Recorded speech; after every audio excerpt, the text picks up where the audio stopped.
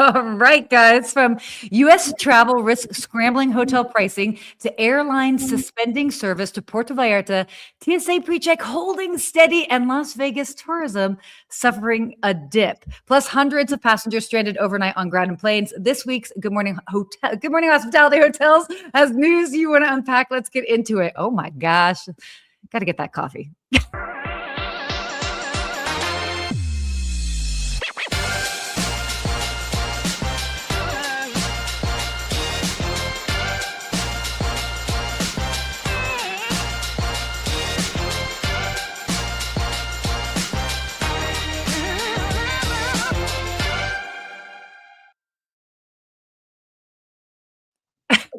Hello, Hey, good Sarah. morning. Wow. Okay. Everyone's waiting for us. Paul, Manzi, clock is ticking. We had some technical difficulties with a live show, but we're here. We're live. Yes. And we're excited to be here on this beautiful Wednesday here in Miami. And where's everybody else coming from? I would love to see where all of our viewers are watching from because we always have so many new unique places. But Sarah, your mic sounds good now. Does it sound better? Okay, good job. But now we're ready to go. I don't know what's going on. It's been there. It's been connected. Ooh. Oh my God. Feels like one of those weeks. It's only 7 a.m. for me, and I'm already like, oh my goodness, it's been a day. We're getting started. We got a great show here. But before we get into the show, did you do anything fun this weekend? I didn't catch up with you this week. Oh, did I do anything fun? Did I ever? I was working on my TAMs. No, I did do that, but I was actually in Mexico in Cabo, and I was staying at a new property that just opened up in December. It is called Kettle, and it's a boutique hotel, kind of like in the city part of Cabo, Cabo San Lucas. And what's great about it is it's actually part of the Mexico Grand properties. And so for those people that might be familiar with those properties, there are these wonderful big resorts, kind of like spaced throughout Cabo. And what's really cool about what this property has is you can opt for their all-inclusive package. But you don't just stay at their hotel like what normally happens when you have an all-inclusive package. So you're staying in the city, you've got all-inclusive, and then you can take the shuttle to any of their other properties and you can dine there. So cool. I thought it was a really cool thing that you can be close to the nightlife if that's what you're wanting to do. And then you can hop on a shuttle, go have breakfast, do a pool day or like a beach day at one of the other properties. It was really cool and fantastic. And of course, it was totally fine. I know there was a lot of drama. I was coming back on Sunday where obviously the situation was happening in Puerto Vallarta. We were totally fine. And also without having global entry, also totally fine. I know we might be talking about that, but there are some pro tips. So to keep it coming in smooth, but yeah.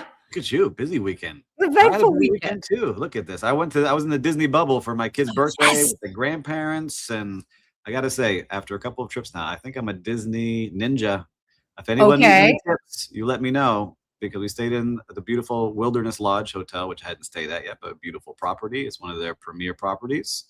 And then, hey, in the park, I just got to brag about this. 14 hours in the park, 21 rides ridden, only one line waited in because I use lightning lanes, 2 sit-down reservation restaurants, 3 parades, and no crying kids, and everyone leaving happy.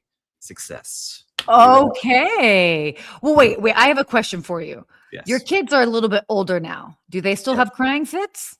8 and 10. They can get cranky, you know. Yeah. Like how you are when you don't eat it, Sarah. It's kind of like that. I was just about to say I could get cranky, and then you just threw me under the bus. Whoa. Oh, good. No, they do great. They're doing fantastic. It was a fun trip, and Disney always does a great job. You learn so much just being in their properties, and it's hard to shut off the brain since we're hotel people looking at what they got going on and how clean it is and how nice everyone is. They do a fantastic job. So yeah, I love it. So great to see everybody here. Hisham, good to see you here. Hello, everyone. Smuggy Smuggerton, good to see you, man. I'm keeping my face healthy. No Botox, though, my friend. We're keeping it looking good. Wait, what? I was like, what are you talking about? Botox in the comments. Put them up there, Smuggy Smuggerson. Good to see you, my friend. Oh, man. No, man. Young. He's keeping it young. Yeah, of course. Hey, dude. Hey, it's all about that moisture in the air in Miami. It's true. The humidity here. That's what we got. Well, we got a great show today. We got a lot of things to cover. What should we hop into today first, Sarah? Yeah. Okay, well, why don't we get with our first topic here? Hoteliers are scrambling to price with U.S. tariff risk. So for those that have been following along, there's a lot of tariff uncertainty. And without getting into the details of the back and forth with that, think about how that impacts hotel costs and how they're forecasting and pricing, because you don't know how much things are going to cost or if there's going to be a delay. And so this is huge. This is really, really big. And it's not just even forecasting. Well, first of all, it's understanding obviously like pricing and bottom line, how much things are going to cost, obviously how it's going to impact travelers. This is happening real time. In real time is happening. And I could say just from, I'm building our hotel project here, and it forced us to make some changes. So it just shows you how, when you make these changes, we were going to buy something in Europe, and we weren't able to because the price was so high that we had to find someone US based. So I guess, if the tariffs are meant to make you buy things US based and really support the US economy, it really showed that it did for us. But when you're trying to do renovations and you're planning things way out in advance, like in this article they talked about, I think it was the Wynn Las Vegas, that planned a $325 million renovation to their rooms, and they paused it because they're not sure, is that going to be 325 or is there not going to be 15% more than we were planning on spending? It's hard to do those things as you are dealing with these changes that happen in real time. They're big swings on some of them. Some are 25%, some are 50%, some days they're 100%, depending on what country we're working with. So it is hard to figure those things out for all operators. So, I'm curious to see what happens. So if you're an operator out there right now and you're watching or listening, I'd love to hear if you've had to pause something or rethink of where you're buying your products from. It would be interesting to hear what's going on. So I have a genuine question as to why this happens. And this is not just only about the tariffs, but this. So apparently, why does stuff get announced on the weekends? Why does this happen? Why does stuff happen on Saturdays and Sundays? Like this happens all the time. I know. I don't know the reason for that. I'm sure there's a PR reason for it. Something going on that makes a decision where maybe not everyone's watching, not everything's going on. That they say, all right, let's put out the news now. It won't get caught like it would on a Monday or Tuesday potentially, or they're putting it out. That's when he's working. I'm not sure. I'm working too, but anyway, so yeah, this is definitely really interesting. Again, I mean, I think you hit the nail on the head, and you're obviously seeing it in real time with your properties, and we've seen it with others. So let us know, have you guys been able to, are you guys seeing the same thing? Is it actually impacting how you're forecasting as well? So let us know. It's a lot of everything. I want to put one more thing. It's not just products. It's like, think about food and beverage, what the bags and packaging and all these things are usually made in other countries that you're putting your stuff into. It's your towels and your linens are coming from other countries. Your soap and shampoos and all these things that you buy all get, taxed now with tariffs. So you really have to be a master in understanding where can I do these things, and if I can buy it US based, who's doing it at a cost that's less. So let us know how you're doing out there. We'd love to hear. Yeah, definitely. All right, let's hop on to our next topic here. Airlines suspending flights to Puerto Vallarta due to unrest. So for those that you saw probably the news from this weekend, one of the heads of one of the cartels, I don't know how many there are. I'm not cool like that to be in the fold, but he was taken out on Sunday. And as a result, there was a lot of retaliation. Now, what I've seen and what I was seeing, because I was actually in Mexico, granted not that particular region, was, a lot of the deal with the unrest was not actually to hurt civilians and not actually to hurt tourists, but to just really cause chaos, which they did. They were successful with that. But as a result, multiple airlines have halted flights, for the near future as far as going into and out of Puerto Vallarta. But I do actually know some people who take a completely different spin on this, that are using this as a time to book future travel to the destination because flights are much cheaper. So GMH, Good Morning Hospitality Monday team was talking about it, and I was like, hey, maybe we all go down there now. We go see what's going on. We'll do a GMH outing and just fly down for a night. with the rates. But yeah, you see it.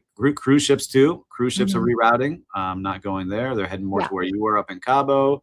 They're Mhm. just keeping their guests and travelers safe, because you never know what's going to happen when you're in a different country with Totally. all this unrest here. But the cartels, what they were saying is usually they leave these areas alone. The tourist areas are usually like off limits. We don't want to mess with that part of our country. Totally. Tourists coming, we want those dollars coming. We don't mess with it. So this is kind of a break from that. When they killed the head of their cartel, the Mexican government did, and put the pressure on them. They started to revolt in those areas, and that's what you see all over the news if you haven't been watching the news. So what was interesting, so obviously I was in Mexico as this was going on. So I was like, I'm going to watch some videos, and I don't know if I would say that this is reassuring at least, but there were videos, for example, like cartel members would come to like a gas station, and maybe there were people like pumping gas, and they would literally like wave the people out, like get out of the way, go, or like get in the car and go. So they were literally like trying to get people out of the way, and then they would like set the gas station on fire.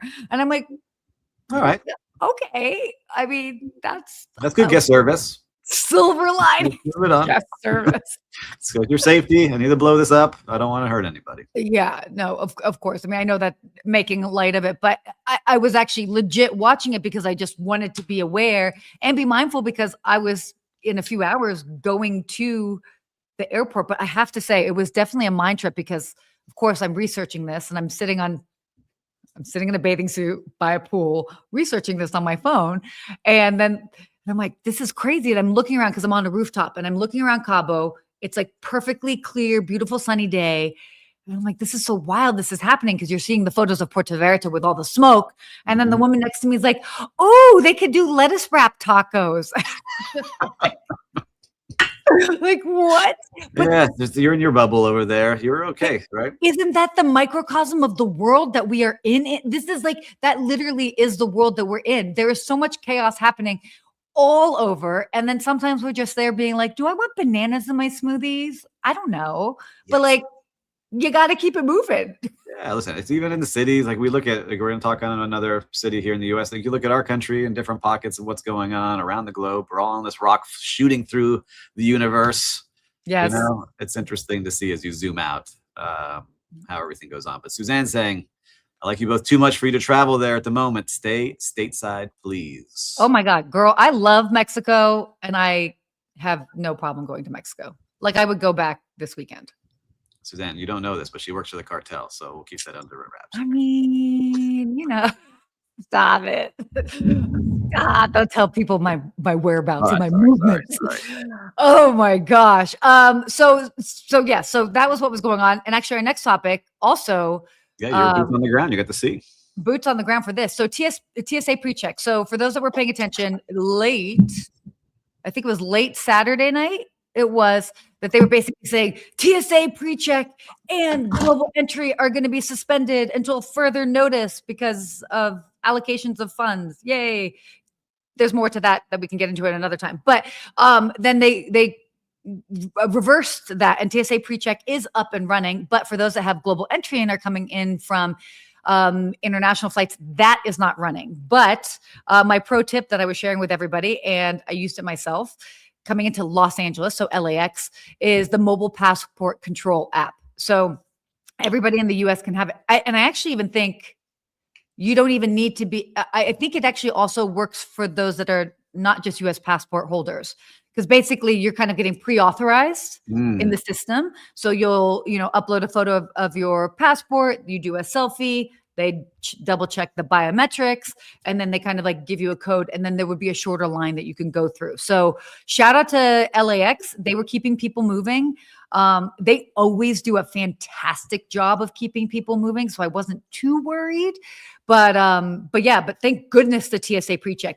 But we're still seeing a lot of big lines in different places, depending on the airport. So plan ahead. But I have some trips coming up, so I'm gonna keep an eye on this. But you were boots on the ground as it was going on, so you get to see it in real time. Well, and it's interesting because here's the workaround which I was finding, because I was just thinking about this because I'm flying out on Sunday.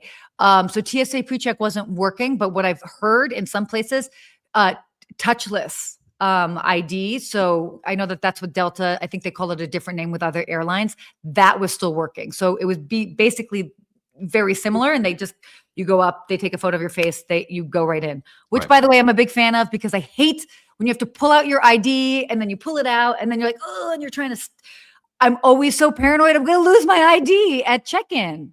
Anyway. I have Clear, so I'm sure Clear helps a little bit as well. So yes. Yeah, I think Clear was still good. I'm trying to remember about Clear. They sent an email out saying we're still operating. Okay, good. Then perfect. Then you were reading your emails. I was not. Old man here. Whew, what a weekend. I know, a lot going on. Oh my gosh. But maybe you got some on this one as well. Yeah, you would. Why don't you introduce this and I can chime in? All right. So Las Vegas tourism suffers sharp declines. So Las Vegas visitor numbers and hotel performance have dropped noticeably, and hotels and the destination are trying to figure out what to do because there are a lot of things impacting this. They're saying travelers from Canada aren't coming down as much. They're not getting as many visitors coming in and spending in the cities. And it's going to be interesting to see how they come out of it because they have such giant hotels there, and all these, we talk about the younger generations coming up. We're millennials. What's below us? The Generation Z. I forget who they are coming up after. Yeah. Right, but they don't drink. They're not alcohol. They don't really focus on that kind of party scene. They're not really gambling. So Las Vegas is trying to figure out what to do because the older crowd they could depend on are saying it's too expensive. Like when I just went this past year, it was very expensive to be there, where 10 years earlier, it was kind of like that deal. Like, all right, I'm going to lose a bunch of money here in your casino, but I get some free drinks and some cheap buffets and some good shows. Yep. Now, everything is priced way up, and more than it is here in South Beach and Miami Beach, where you really do see high prices. I think we were the first to start selling bottles of water at $10. So if we're doing that, can you only imagine now? I went to get a bottle of water there. It was $12. It's crazy. Oh my gosh. It's it is crazy. Funny that you say that because I'm actually going to dinner on the Strip tonight, and I was like, do I have to? But yeah, it is definitely really expensive. Obviously, the feedback from other travelers, the Canadian travelers. By the way, while I was in Mexico, I was flying my drone. For those that don't know, I fly a drone. I fly drones whenever I travel, whenever I can. Ask for forgiveness later. But I was flying my drone, and it's always tricky when you're kind of doing it by people by the pool. Don't want anybody to feel uncomfortable. But there were two women next to me, and I was like, "Oh, hey, I'm just going to put up my drone. I can't see anybody." And they're like, "Oh no, this is fascinating. Tell us all about it." We get into a conversation, and they're a same-sex couple that are married from Vancouver, Canadians. And I was asking them, like, what do you like? Are you coming to the US? Are you choosing not to come to the US? Obviously, we're in Mexico.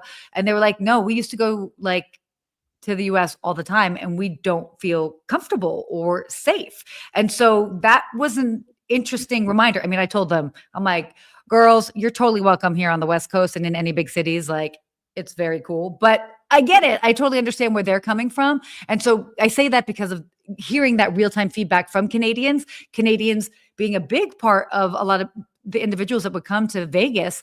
I mean, it's obviously impacting, but as you said, we're just seeing consumer shifts, less drinking, less gambling, all of that. But I do feel like they're just going to be leaning heavy into events. I think we're just in the middle of a actual shift with what consumers are interested in. And this happens every so often. Yeah, and Paul Manzi over here saying Las Vegas isn't the only spot to gamble anymore, especially on sports. People who had to make bi-weekly trips down to place wagers now have the convenience of making the same wager from their phone. Just like everything else and going on in the world. So right from the phone. True. Good point, Paul. All these factors really go into it. So I'm curious to see, but the trade shows are way up, they said. So part of what you're saying, Sarah, they're really putting down the trade shows, making things. They're going to have 1.2 million visitors just going for trade shows in the city. So I really hope they pull out of it because I have a lot of great friends that work in those hotels, and it really is a city that should always be doing fun things for entertainment. I think it will. I'm very optimistic. Again, it's a period of change.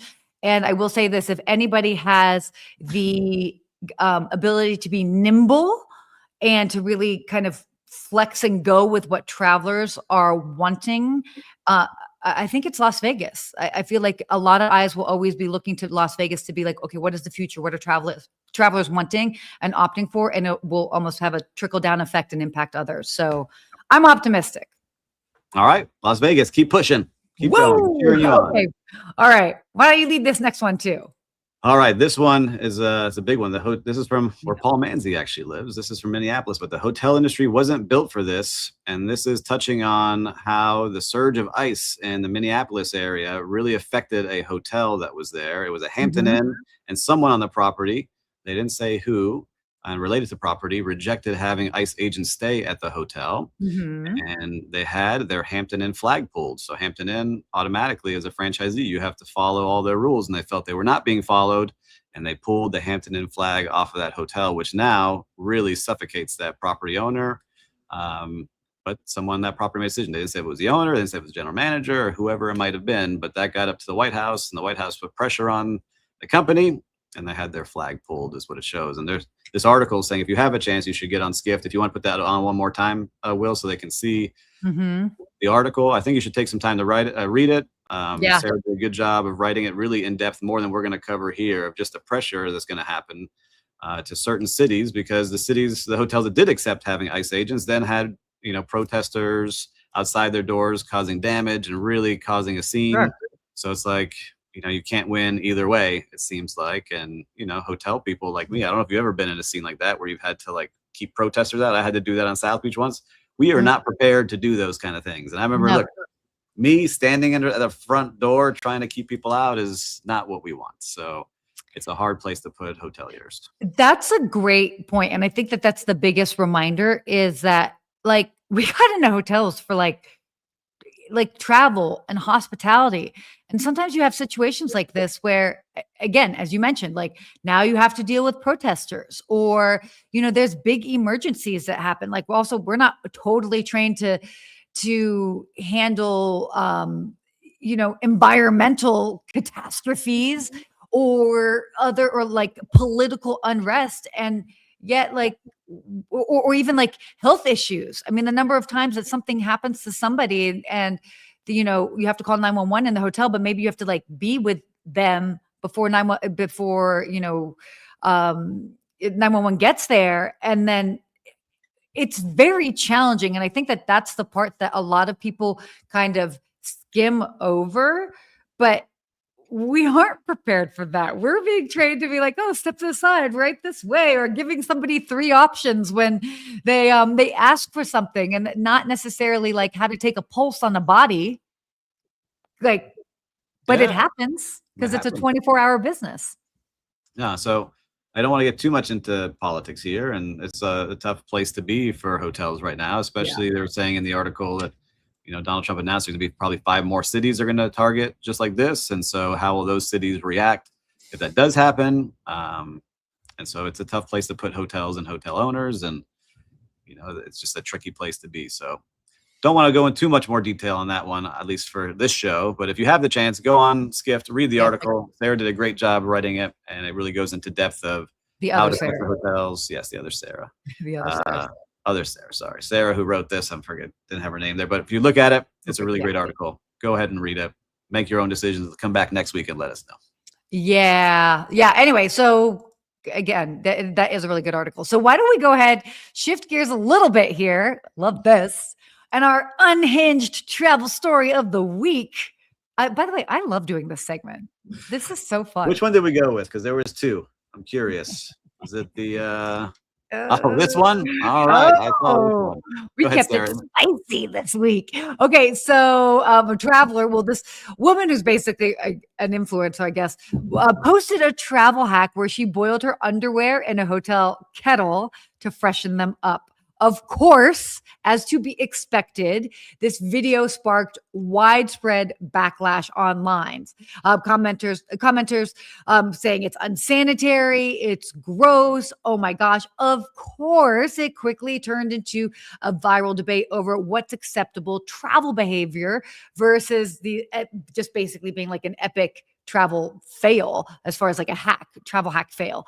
So, I personally think that she just did it for the virality. I can't imagine that she would be doing that. That just seems so weird. Yeah, just going further into it, the way she described it was, I'm taking my dirty underwear and I'm going to the coffee machine, and where you would normally put like the filter to put coffee in, you just put your underwear. and you clean it that way. Which if she was, listen, one, like I think you're right. She's just doing it to get leads because the story is still up and the video is still up. So she likes getting those eyeballs on her account and growing her account. 100%. But it just shows people are gross. Gross things happen in those hotel rooms. Okay. Housekeepers and the team really do their best to clean. I see it with our hotel rooms and vacation rentals that we manage. There's some people that treat it great, and then there's others that really are gross. And it's part of what you expect when you're going into hotels. I'm curious, when you're going in hotels, Sarah, what are some things that maybe give you the ick when you're in those rooms? And viewers and listeners too, if you put it in the comments, is it the dirty carpet? You have to wear slippers? Is it you don't use the glasses? Is it something else that you think about when you get into a hotel room? Well, I'm not a big TV watcher, so that and then I hate. Hold on, Suzanne. What? But I suppose it's better than urinating into the irons. Oh my gosh, when did that happen? Suzanne, did that happen? Suzanne's peeing on the irons. Oh my gosh. No. So, I mean, everybody kind of knows. I find this so interesting. So everybody knows like the clicker, like the TV remote control is exceptionally dirty. And it irritates me when I go into a room that the TV is on because I wouldn't turn it on, but because it's on, I now have to find the remote control, then touch it and turn it off. And so it's forcing me to interact with something I don't want to necessarily interact with. I get that the TV has to be on. But yeah, so that's definitely something that I'm mindful of because I'm like forced to sort of interact with it. I will say I'm pretty lucky that it's rare that I go to places that it's like, but if I look in the corners, I have definitely gone to my fair share of places where I look in the corners, I'm just like, oh gosh. There was actually a hotel I went to 2 years ago, and I remember being so grossed out. I'm like, I'm not even like getting ready for bed. I'm going to keep all of my clothes on, including my jacket. And I slept on top of the bed because I was so grossed out. And Suzanne coming back. I know, Suzanne, we were just joking. We were just joking with you. She said she found it in cleaning rooms. And she has some great stories that might haunt us from housekeeping class that she teaches. Dude, but I would say mine that kind of, you can tell really quick, is that in the rooms that are all old carpet, that kind of gets grossed me out. Yeah, and then there's always that chair in the corner. And so if that chair, you'll know it. Like that chair is not clean. They don't wash that chair like they do the linens and the towels and everything else. So just be careful with that chair in the room that's in the corner. That's a weird chair, by the way. We'll let you all think about what that chair is. Anyhow, it's been a great show. It's been a great show, everybody. I think we got a couple of minutes for our real-time recap. Should we wrap up with real-time recap? Yeah. Why don't you go first? All right. Well, we did a lot of traveling. Like I said, I was in Orlando, and I do want to give a shout out just to the people in the Disney parks themselves. Is amazing at what they do for kids, especially. And we dined at the Be Our Guest, which is one of their sit-down fancy restaurants. And you had the Beast walking around welcoming everyone to his castle. And, they really focus on the kids to make sure that they're having like a world-class time. And they have the patience of saints, all these servers and employees at this place, and really go into character and make it a whole world that kids will remember for forever, and adults seeing their kids in that world. So thank you for Disney, and you learn a lot when you're out there. So that's my real-time recap. I love that. My real-time recap, I'll do a shout out to the team at the Kadun Hotel in Cabo. They were fantastic. They were so great with us. It was actually unseasonably cold when we got there, and they were super helpful in making sure that we were comfortable, because especially when you go to a warm climate expecting it to be warm, you don't always pack for it to be super chilly, but they were great, and they made the whole stay comfortable, very personable, and that's what you like, right? You want to have that nice personal experience that you feel like you've kind of made friends with the staff, that you kind of have somebody that's like looking out for you when you're in a city. So shout out to the Kadun Hotel in Cabo. Good job, guys. Love it. All right. Great show here, everyone. And Kate put in her comment, I usually put a blanket on that couch before I sit down. Housekeeping is tough. The couches don't get enough love. You heard it here first, everybody. Make sure you watch out for that chair, as Paul was saying. I mean, Listen, we're gonna wrap it up here until next week. If you Yeah. found this show funny or good, make sure to share it with somebody. You know, they will Mhm. enjoy this show just as much. And for all the YouTube viewers, we hope to see you here next week. LinkedIn viewers, we love seeing all the comments and you sharing everything you got with us. Until next week, Sarah. Stay Stay hospitable. hospitable.